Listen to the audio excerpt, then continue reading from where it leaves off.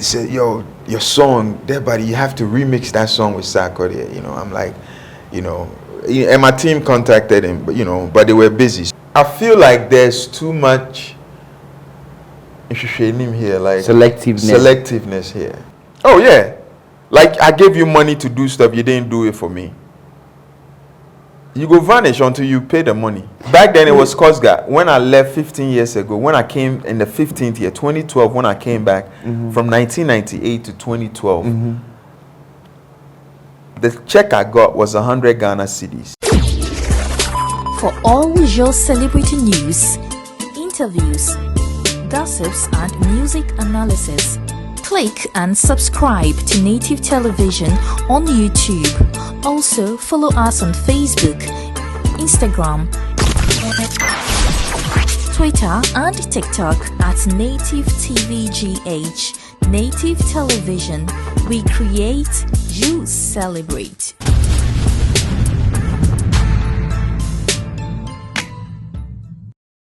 And we create, you celebrate Native Television. My name is DJ Ashman, the power behind music. And today I'm back again with another interesting conversation with a man who I've seen it on in Ghana music. Like, he has been all over the place doing music, like doing entertainment basically. And I'm here to have a conversation with him. So if you're a first-time viewer of this platform, please don't hesitate to hit that subscribe button, like, comment, and share, and tell your friends about it. And also, we are on all social media platforms, from TikTok to Facebook to Instagram and into Twitter at Native TVGH. Native TVGH. My name is DJ Ashman, the power behind music, and I'm here with Bra Qweci, aka Dead Body. Yes, sir. Yes, sir. Dead Body. Yeah. A lot of people may, hey, Dead Body. Are they? What's up? Why Dead Body? So the dead is actually dedicated. Just dedicated, like, you know, commitment. So dedicated buddy, like, which is everybody's friend. So it's DED, and then the buddy is BUDDY. So it's BUDDY. yes. Not, yeah, not like the dead body. Yeah, like everybody. Like a lot of people think that's what it is. Yeah. So have you had any like lashes on it? Why that name? Yeah. Even from the inception of my career, like when I started, a lot of people would be like, "Oh, by you, why?" But then the amazing thing about it is the name is what actually pushed the music, because everybody will hear like, one soon a friend dead body, or why are you calling it? And then so people will come and check it out. So that was one of the reasons why. So the name dragged their attention. It does. Like, it's like, who too is that? You know, because if you hear the name, you will look, hey, why no? But then you see this, back then you will see, I was skinny, but like, you see this lanky boy just singing his heart out. And that's what So who gave you that name? The name was actually from school, from friends. You know, buddy, dedicated buddy, dead buddy. And then it spread. You know, because in school, I was a hard head, like my son dang. You know what I'm so I actually went to a couple of schools, and then when I got sacked, so I went to Harvard. That's where I ended. You got sacked from where? Which school? A couple of them. Why? What were you doing? I mean, I was just a hard head. I like to challenge myself. You know, I'm quiet. See a lot of people doing crazy things. People are doing things. And normally I'll be the quiet one behind, sitting back and watching. But most of the time, I'm probably part of the people who instigated the whole thing. Yeah, so and when the fire, it all comes back to you, me and a few friends. You the quiet one? Yeah, we the quiet ones. So you ended up at Harvard? Yeah, I ended up at Harvard, and from there, you know, I met a couple of people who did music back then too, like John Jermaine. A couple of people like Mickey, even Native Funk Lords. I met Michael in Harvard because we were both in the same school. Which year? This was in this is a while ago. Like in the 90s somewhere. Early 90s. Early 90s. So that's where the name Dead Body. Yeah, that's where the name. Were you singing? I was actually rapping back then. I used to be a rapper, like a hardcore one too, like not a joke. Yeah, I still rap, but the thing is, you know, I feel like the ladies appreciate the singing more. But yeah, back then I used to rap. You know, it was through Intercore. I used to be this kid. I'll go to intercore. I'll wear a skirt. Skirt. Yeah, jean skirt. I'll have a white shirt, and then I have a condom tie. I was a hardhead, But all that, I did that, and that actually gave me a lot of fame. Yeah. Okay. It gave me a lot of fame. Yeah. Wow. So you met all these guys, the NFL. That's Native Funk Club. Native Funk Club. Yeah. John Jermaine. And Native Funk Club is made up of Eddie Blade, Qweci, Jake. Okay. And back then it was more. There was Covell, Kawan, like a lot of us. Yeah. Okay. So, and there are a few of them who are still out there. Seal Peswa. Yeah, Peswa. Like a lot of the boys. Like, nice one. So that's where the whole thing started. Yes. From. So the name, someone like me, I started hearing from like your songs on Joy FM and all that. Sansan Chroma. Yeah. Which year did you record that song? So that song was recorded in 97. 97. Yeah. So as far as like release, we released it in 97, but then it actually came out in like due to promo and stuff like that, because the album was done released, but then when we had Yabesa, we brought it back out in 98. Yeah. 98. Okay. Nice one. Yeah. So how did you you guys, you and your colleagues, then, how was it like? How was Ghana? How was Accra in terms of music? Was it easy for you to just go to the studio and record? No, it wasn't easy. It was hard. And actually, growing up, I grew up in Choco. So growing up, I'll go from Choco and go to school. So at the end of the day, everything I was doing was more focused on my education. And then music. But the good thing is, it took some time, right, for me to realize my passion. So the hustle was real. Like, I would walk from Choco to school. And then, let's say if we have intercore, I'll usually walk from there to wherever we are doing. Maybe sometimes Elwak, all those places. So I've been there. And then Kaneshi Sports Complex. Those were all those places that we used to go and battle. Like, when I say battle, like rap. And battle people. So I actually found with NFL, music in Accra, I would say music was great, because with NFL we had all the team. We have the Talking Drums. We have a lot of Talking Drums, another group. Yeah, Talking Drums. They were a rap group. Oh, okay. Who and who? I think. I don't know.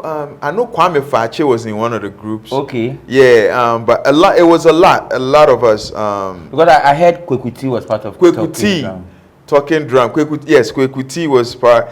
And I know Jegate was part of another. Yeah, Jegate. The Jegate.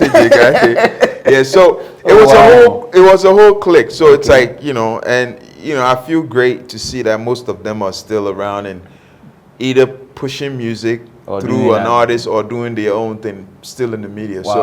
Yeah, but everybody's around. But Accra back then was fire. It was fire. You had all these people who were doing music, and it's amazing. We didn't have any platform to push our music. Like, all we do is get on the streets and we rap, or go to, let's say if there's something at GIS, we would go there. Sometimes now we go there and show your skills. Yeah, that's what it's about. It was more about the passion than what it is today. Yeah. So who helped produce your songs out, going to the studio? I know definitely you have to pay to record your songs. Yeah. In the beginning, when I started doing the rap thing, with NFL, we were lucky. We had a couple of people come on board. I know one time. Hold on. Were you part of the NFL group? Yes, I was. Okay. I became part of the NFL because Tinikwe, talked about me to them, like, hey, there's this kid in my school. He's crazy. Like, so, there was even one time I heard Eddie Blade, because he kept talking about me, Qweci. King Qweci, that was my name. King Qweci. When I started with rap, that was my name. So they told. So hold on. So you were King Qweci before the Dead Body came? Yes. Okay. Yeah, King Qweci before the Dead Body. Okay.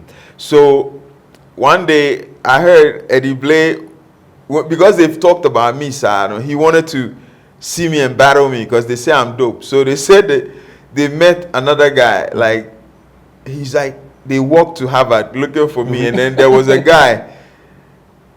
They heard the name Qweci, and then Eddie Blay went to stand in front of the guy like, yeah, man, you want to battle? They thought it was you. Yeah. And Jake was like, no, this is not Qweci, this is a painter.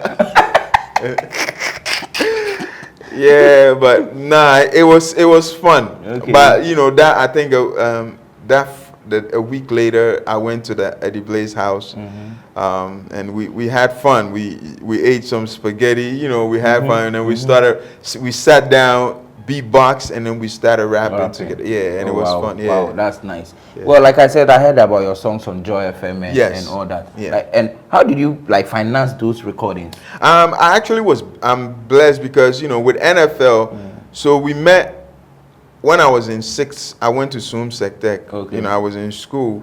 NFL, I kind of wasn't available for NFL during stuff. School. So they got signed to Case Frequency. Okay. Because of the, you know, they were doing the rap thing, but I wasn't around. Okay. But then in Zoom Sectec, I started translating songs into Tree. From English to Tree. To Tree, like Boys to Men, I'll Make Love to You into Tree. Oh, wow. You know, I was doing a lot of translation, and it was going on. So I got invited to a lot of shows. So when I came from 6th form, they did this Miss AFS. That's where I went to sing, and it blew me up the next day. I was in the newspapers and everything. But by then, Case Frequency, KK Dua, may he so rest in peace, had signed NFL. NFL, okay. And then he was hearing about me that I was part of NFL, but I'm singing. So when I came back from school, KK Dua wanted to meet up with me. Okay. You know, and shout outs to Elankra. Elankra was managing me then. So wait, Elankra on GTV? Yeah. Oh. Yeah, Elankra was my manager, my big brother / manager. So wow. So why people look alike though? Yeah, we do. Okay. So KK Dua was like, you know, I want to talk to Qweci, you know, which was me. So we met, and then when we were talking, he was like, yeah, I know you're part of NFL, but no, I want to sign you separate as a singer. Okay. Because he knows I do R&B. So right then, I was blessed to also meet Danette in the studio. So we started talking, and Danette started teasing me. He's like, hey, you singing for the girls. You singing, I'll make like, you know. And we laughed it off. You know, Danette, may his soul rest in peace. But I met amazing people back then. So the studio time, once we signed, Elankra, you know, looked over my contract with KK. We signed it, and then that was it. But so right there, KK Dua had a studio, so we recorded everything. At the Asylum Down location. Asylum Down location. I think it's still around. We started recording. Danette was actually the producer for the whole album. Oh, okay. The Sansan Chroma album. Yeah. The Asai and all that. Yeah. So Danette did it. KK Dua mixed it. Sometimes he had some mixing. KK was a genius at mixing. Wow. So he would mix it. And I would say, you know, even from there getting to radio, it was a blessing because, you know, KK worked with all his friends who are like the Sefir Kai, BB Mens, all these brothers. Okay. Komla Dumo, Gabi Ajete. Okay. You know, so all these names. Yeah, these names were all on my side. Okay. Like so, and it's, you know, I won't toot my horn, but I'll say like it's like because of I was humble. You know, I'm not the type that. I'm the type that KK would be like, oh, go buy this for me. I'll just go and buy it. You know, I'll go there and go buy it, take the money. And he treated me like a family. Like a little brother. Okay. And which I was to him also. You know, whenever I needed money, I'd be like, oh, KK, I'm dry. He would give me some money. Okay. You know, so it was all part of it. I was actually KK's son. KK, like pretty much, you know. Oh, okay. So that's why when I left, it hurt him. Like, you know, when I went to the States. We'll go to why you left. So before you went there, he was already recorded NFL. NFL. That's Vote For Me? No, Vote For Me, I wasn't part of the... I mean, when KK Dua signed NFL. Yeah. When you finished school and you came back. I wasn't doing with NFL anymore. You were doing your separate. I was doing separate, like going around doing shows. But they were already out on the Case Frequency label. Yeah, they were on a label. Which song? I think they were doing... I know they did Amount 4, they did TTA, that, all those songs. Okay. And one of them even I was in a video. Okay. You know, Okay. still I was looking skinny, be like that. All right, nice one. So you came out from Kid's Frequency. Yeah. How many songs did you record? I recorded it was about 10 songs. Okay.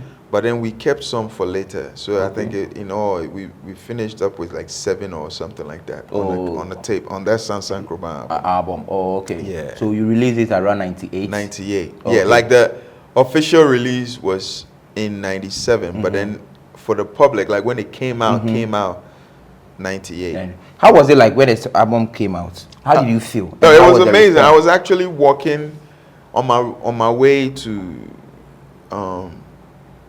for the first single. When I heard my music first, I was actually walking from Asylum down to Choco because I didn't have money to take cars, so I was walking. And on my way, I saw a trotro stop, and then the trotro stop. It was like 5 something, and then all of a sudden, I hear, and we have this amazing Dead Body. He calls himself Dead Body. Listen to this, Yabesa.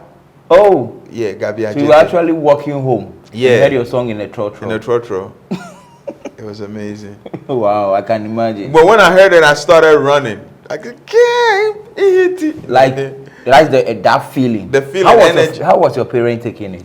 My Like a parents- young guy want to do music, you go to the studios and all that. My dad didn't want me to do music because he wanted me to be a doctor or a lawyer, typical. But when my music came out and people started talking about me and he saw the traveling I was doing, my dad was very happy. But you were traveling outside Ghana and all that. Yeah, I was in Togo doing shows and all that when my song came. Yeah, like I would say this. I'm blessed and I've seen things. Like I know a lot of artists are doing it now, But in Togo they were speaking French. No, but they loved Yabesa, Aquarareswa. Yeah, even with NFL even we were performing in Togo and everything, Abidjan and all. Oh, those really? stuff. Yeah. Ghana music. Yeah. Did you go to Nigeria? Nigeria, no. Oh. We didn't get to Nigeria then, but I know Togo and Abidjan especially, we were rocking it. The reason I asked that is, back then I know most of the songs were like bang, bang, bang kind of sound. Yeah. That high life feel, that energy. Yeah. But yours is more like an R&B, R&B. slow kind of thing. Yeah, because mine was actually the barrier breaker. Like, because back then it was more high life, Yeah. But then when I brought that R&B feel, it was it. It's like, oh my. Was it difficult pushing that song to the? No, it wasn't difficult because already, I was known. Okay. I did the groundworks as far as going to, and shouts to Elankra for that, because Elankra made sure I was in most of the shows. Okay. Like, like the NAFT, their event, Miss AFS. Okay, so that means basically he has done the groundwork. Yeah, Elankra, like every show, like the GIJ, like they would do, because he was he was there then, and then whenever they did like a Miss GIJ or something, he always made sure I'm the one performing, because I'm singing the love songs, but R&B, which was for that generation, it was huge. Huge. Okay. So that was what helped me. So when the song came out, people already knew me. So when the song came out, they're like, this is the guy, like the R&B. That was. Then that means I can give it to you, like being the godfather of Ghana R&B, where we've channeled some of them into Afrobeat today. Yeah, I mean, if you could say that. I mean, we did it, but sometimes some of us, we don't like saying a lot. We just keep it quiet. But I mean, I've done the work. Wow, a lot of the work. So why did you leave Kid's Frequency? I actually didn't leave. I just traveled. Kid's Frequency is and will always be part of me, who I am. Even though KK is not around, I feel like it's a memory, like something that I will forever cherish, because whoever has done something for me, I never forget them. That's cool. At the right time, I feel like even when I came back to Ghana the last time, I went to the studio, no one was there.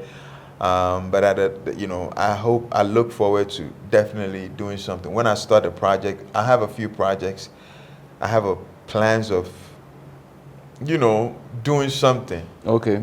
Doing something with whatever. That's good. All of a sudden, we didn't hear from you again. Like, you vanished from the system.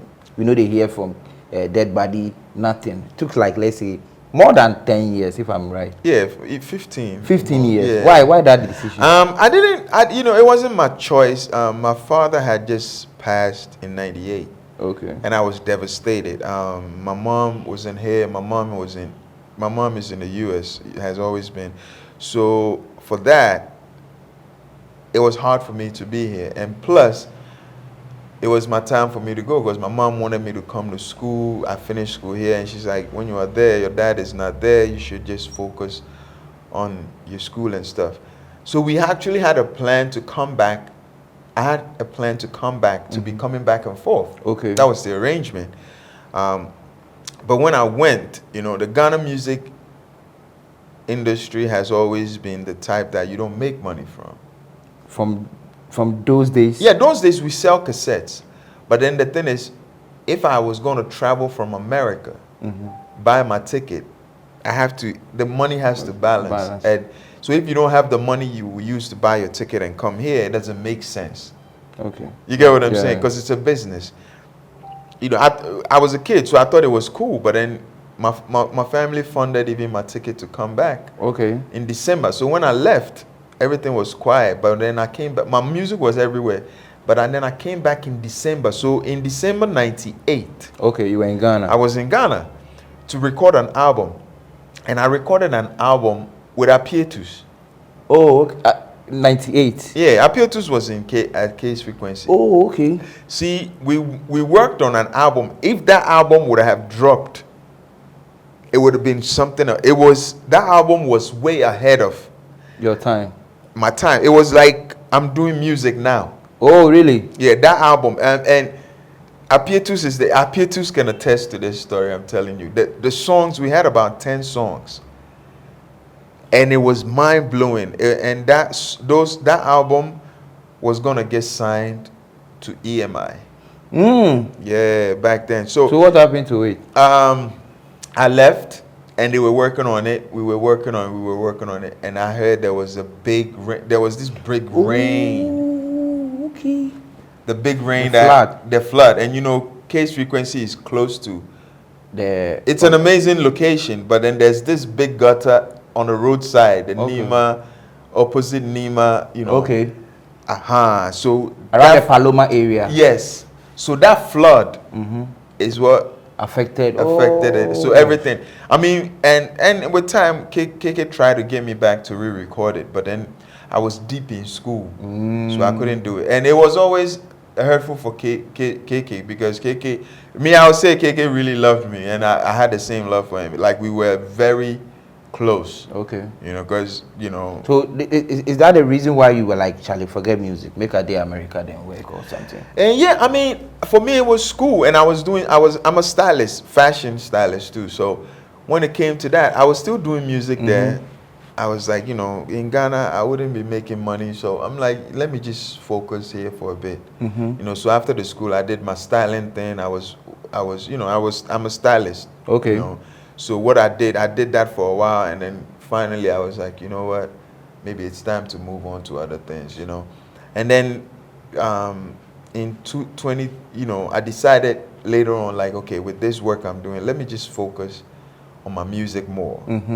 So one day I just woke up and then I decided to come to Ghana. So with your stylish side, did you style any celebrity, artists, anybody in the showbiz space? I mean, I would say this though. I don't like mentioning names, but I styled a lot of people. In Ghana?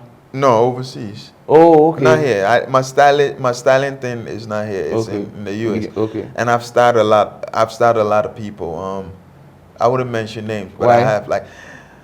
To your credit. No, I mean, because it's my real job is music. Okay. So when I don't want to shift focus. Yeah, I don't want to shift focus. When I style people, it's just more, and most of them are still friends. We still friends. Okay. Yeah. So with music, did you ever try to record in America or show your music side in America? Yeah, I did. I even did a song with Junior Reid. Junior Reid. Yeah, I have a song with Junior Reid. There must be a big. Junior Reid is a big act. Yeah. But you know what I mean? Like, I just did the song. I didn't release it. Actually, I try to release it, but it's not really released. It's just there, you know. So it's on the DSPs?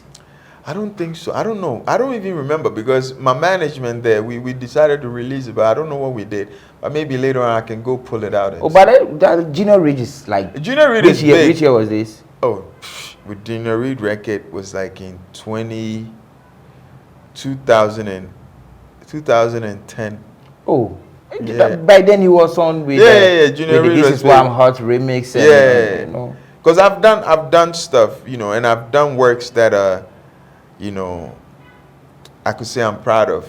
Wow. It's just that I feel like the right time is now. So like even for this year, I'm starting to release some stuff that I've done way in the back in the past. Are you trying to put them together, or you re-recording them, or you releasing the actual works? No, because it's like, so there's this thing with me, like I feel blessed because whenever I work, it's like I work ahead of my time, you know, music-wise. Like I do music that transcends generations. So I feel like the songs I have, I just have to listen to it and maybe change one or two things, but I think they're ready. Nice one. Yeah. So as you came back from the US and Charlie, Ghana, I want to do music. The new boys come to them plenty, then they worry. Did you have anything like doubts? Charlie, these boys, then they worry, how I will do them? I've always been the competitive type. I don't shy away from competition. I just push. And even coming in the music industry, I feel like the more hands we have, the more further we will all go. Cool. So I've not seen it as a competition. I saw it as, oh, Charlie, the brothers are doing well. Let me just even help. Oh, okay. So did you try collaborating with any of them? Oh, I did. I tried collabos a lot. And I was like, oh, let me connect and do a couple of things with some of them. But whenever I reached out, majority of them didn't want to do. Like they would keep tossing you, and then it won't happen. I mean, I don't know why. I mean, I just wanna, you know, I just want to feature you on a song, you know. And I remember when I came back. My boy, what's his name? Qweci, GI. They were all part of Groove FM back in the days. They said, "Yo, your song, there, buddy, you have to remix that song with Sarkodie." You know, I'm like, you know, and my team contacted him, but you know, but they were busy, so we understood. So me, as they were busy, I just shifted focus, right? Oh. And I went away. But the funny thing is, why he also gave you guys the blue tick? Oh no. I mean, it wasn't like that. Okay, it wasn't like that. Because Jake reached out, Farouk also reached out, but they were busy. They weren't around, so I had to work on my project. So which is understandable. When an artist is busy, they are busy. I just move on. Maybe in the future. So I've called a lot of them, like a lot of people. You know. I remember reaching out to brother Shatta too. Shatta was also busy. You know, when you are why are they all busy? Oh no, but it's understandable. They are doing their music. You know, a lot of people. Okay. Because most of the time, it's, you know, I respect the fact that some tell me, "Oh, bro, I'm busy." Okay. You know, one person I really respect is Manifest. Manifest was like a bro. I'm very busy. I did travel a lot, so I beg, if I don't reach out, please reach out to me. Okay. You get what I'm saying? Like, with that, I respect that. But me too, because I travel, I'm also busy. So sometimes that's why the features don't come a lot. But it's not like I don't want to. I want to. But the thing is, when these brothers are busy, you can't force you them. Know? Nice. The ones that I'm lucky to feature, you know, I did, like Guru, Kiddy, One Love, the Kubolo, One Love. I'm not like one brother, you know, I love, like, man, like deep down my heart, like that brother, you know, every time I've called him for anything, he's there for you. He's there. Anything. It's not even about money or anything. He's just there. Okay. You know, I tell him, bro, like, Charlie, make I do this. Make I give you something. Say, no, bro, what did they do? Yeah, that's One Love. So you never took anything from him? No. Oh. You know, okay, maybe because you were wearing your skirt back then. Yeah, maybe we match, we connect. Yeah, me and Kubolo. But that's someone who is, I would say, a brother from another mother. You get what I'm saying? Guru is the same. Guru was cool, you know. Guru was dope with me. We did a song, and Edem is also one of them. Edem is amazing. Edem, Edem's manager is also my boy. Okay. So it's like there's that connection, and that's what I love. So which song did you record with them? So with Edem, we did Fabewo. With Guru, we did Akonoba. Okay. With One Love. One Love, we did Walenoku. Okay. Which we are yet to shoot a video for because it's an EDM song. So we're gonna shoot a video for that. Nice one. I heard your song with Wiala. Yeah, the Wiala is a whole total different story. Wiala is actually like Wiala is my sister. So we did that song. We went to Funsi, like Funsi. Funsi. Oh, yeah, we go there. Like every year when I'm here in Ghana, I go there. It's only this year because of the festival, I couldn't go. But it's something we do annually, you know. But Wiala was amazing. Shouts to John. Wow. And what's the title of the song? I Believe in Africa. I Believe in Africa. Yeah. Why I Believe in Africa? Because that song, Wiala, you know, Wiala represents Africa. And I wrote, like, that song we wrote that song together when we decided to collab on it. Okay. With as you having the skeleton already. Yeah, it wasn't, you know, the song, I would say the song was like, back then it was like, let's say 30%. Okay. Wiala came in and brought that 70%. Oh, you get what I'm saying? Yeah. So it was a unison. I wouldn't say even, we wrote the song together. Wow. Through production and everything. And how is the song doing? The song is doing great, but I feel like, you know, the energy we came with, and that's one thing about this country, you know, the energy we came with that song. If it were other people who did that song in this country, people would have taken that song. Why? I feel like there's too much here, like selectiveness here. How? No, I mean, I will tell you, like, the selectiveness is like, okay, you know, oh, these two, I mean, there are people who I know who have said, oh, we didn't carry one, and that's you. Or they are telling me. Your career? Yeah. How? They say, oh, this person doesn't, you know, these people, their time pass. But Rhymes is still doing music. Thank you, but it's not, and this thing I'm saying is not just me. They say it to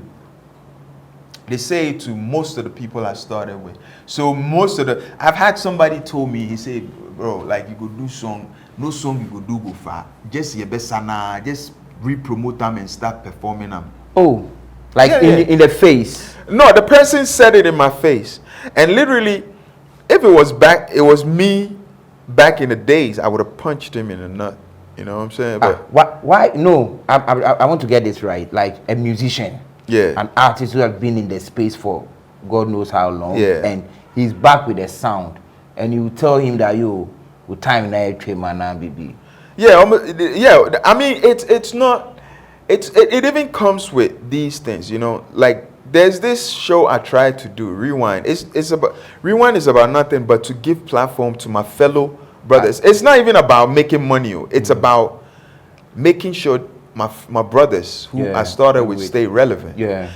But at the end of the day, people were like, oh, wait, you know. Is it from your own colleagues or from your own, like, artists you started with, or from? Oh, no. Those people saying that are people, actually some of the gatekeepers.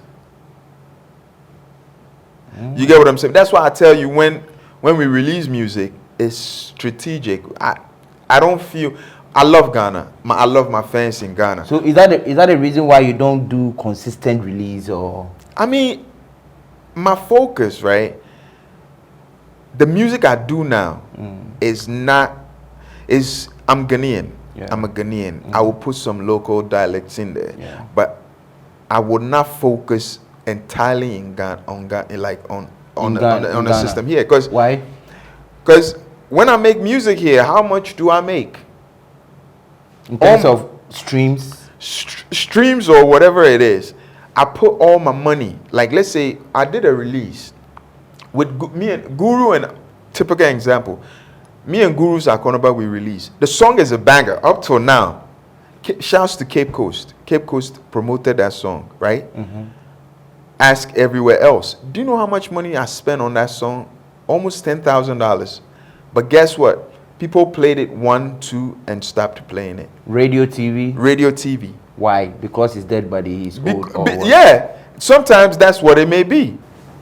Tell me the shows we do in Ghana. How many artists do you see on there? Oh, it's like a recycling. The same people. It's a circle. Whoever is in a circle is the one who does, or whoever's management or team is in a circle. Whoever. And guess what? And mind you, I'm not complaining, no, because me, I'm doing your thing. I'm doing my thing. I'm You're very okay. well off. Like You're I okay. don't need the money, the little money that they make here. You get what I'm saying? But at the end of the day, ask yourself, what are you doing to help the creative sector? Me, I know I'm doing something. In time, people will know. Yeah. And I've always been doing it because even you could tell from the rewind I do. Yeah. I do it not that I'll make money back, But and to help support. to help support. Because my brothers who I put on that rewind can attest to it. Like sometimes we don't make the money that I put in, but I don't care. I still make sure everybody eats. Okay. Everybody eats okay. Now, why did you change your name from Dead Body to Qweci? Because here you are King. I was King Qweci before. And you said brought back. Yeah, I just decided to bring it back because I feel like internationally, my team, I have some team in SA, Darlington, and some in UK. They were all like, we feel like the Qweci is going to go because you used to be Qweci before, so why don't we use Qweci instead of the Dead Body? Because instead of getting people to wonder why Dead Body, let them just wonder about your good music. Okay. So Qweci, you are Qweci. Qweci, yeah, Qweci. Qweci. My name is Qweci. Yeah. Because the Qweci sound like maybe Quincy Jones. Yeah, like. So it's Qweci. Qweci. Yeah, Qweci. So yeah. you like this Abrofosem thing from way back? Yeah. Me, you know. Are you a Dadaba? Me, DB, Dada, ba. I won't say Like, are I'm you from a rich home? No, I'm from a blessed home. That's what I would say. Because it seems like to me out there and stuff. A lot of people say that. No, you're right. A lot of people say that. It's not that me. I'm a man. I know what I want. So when I know I have what I want, I'm always happy. Because the reason why I brought that in is like the way the industry is treating you. If you are somebody, you go like, why are people treating me this way? You go hard at them. Yeah. But like chala, I don't care. Oh yeah, like because that's what I. Well, I know you usually pay people to do stuff for you. Yeah. And they may not do it. And they may not do it. They don't do it. And some of them they know. But the thing is, and see me, if I was to get to an extent to act the old me. What? Hey, the old you. People will be kidnapped. Oh yeah. Like I gave you money to do stuff, you didn't do it for me. You go vanish until you pay the money, then you go show up again. You know? That's the old you. Yeah, that's that one there. You know, cause mind you, when somebody is blood and sweat, he sweat, right? Where he give you money, say do something. And you just go take the money and sit there and then don't do anything. Meanwhile, you are playing other people than my music or showing other people than my music where you know see themselves. And the people in your country are suffering. Like the artists are suffering. They're not making money from Gamro. Gamro is not paying nobody. You get what I'm saying? Talking about Gamro, you had one of the big songs, the Yebesa and Sansan Kroma. Oh, you know one go there. Did Back then it was Kosga. When I left 15 years ago, when I came in the 15th year, 2012, when I came back from 1998 to 2012, the check I got was 100 Ghana cedis. From 1998. Yeah. Then it was Kosga. Yeah. And when you came back in 2012, the check you got was 100 Ghana cedis. Let's say old Ghana cedi to. Yeah. So you got 100 cedis. Yeah. How? That's a good question for everybody. How? No, it's just bad. Bro, right now, I would tell you, this is what makes me not want to even invest in anything doing with music here, except for the projects I have that I know go help other artists and things like that. Because if me, I do music safe, let's say I go take my music to a TV station, I will pay. Even if I pay 200, that 200, 6 months safe, I no go get that money. That's 200 cedi. You won't even get that 200 cedi. Yeah. So at the end of the day, ask yourself this. I'd rather spend my money on YouTube. You know, before I thought, okay, Charlie, I for help the industry. So you the TV stations, I go pay. I go pay. Even if 3,000, I go pay. Make they show my video. Even if 5,000, I go pay. Radio, make they play. I mean, the radio, you know, I would say this though. Shouts to Plus FM, man. Like if them as an artist, you go the right channels and do a deal with them, they meet your expectations. Oh, okay. That's Plus. Plus, yeah. Okay. You know, shouts to Shark. You know, that these are things I respect. You get what I'm saying? And there are stations, we artists, we perform for them even free. They still don't play our music. We still have to come and pay. So ask yourself, what are we doing here? Then it's not a business. You know, me, I go take my money, can't give you 3,000 Ghana cedis, right? You may think it's not money, but it be money. How much have you, what's the biggest money you've paid a TV or a radio station? About 5,000. 5,000? Yeah. For every project? Yeah. So, I know you won't mention the station or TV. Yeah. But paying 5,000 cedis to a TV station, how many times did they show the video? Maybe 1 or 2 times a day. A day. What's the duration? A month. After a month, you go and pay another 5,000? Yeah. And Gamro gave you how much? 100 Ghana. No, Gamro actually this time they gave me 160. This time when 160 cedis? Yeah, like a few weeks ago. Like a few weeks ago, 160 Ghana cedis. Yeah. For 6 months, it'd be cool. It they buy toilet roll. No. Hold on a second. After the 2012, yeah. This is your next check? No. I've been so Kosga was the one that gave me the 100. Okay. Gamro came, they decided to reshuffle it and make it better. Okay. So every 6 months I get something. So every 6 months you get how much? Like this the last time I think I did with my bro tell me say it be like I did Yankee where they tell me say, oh Charlie, you get some money. Like it was like 180.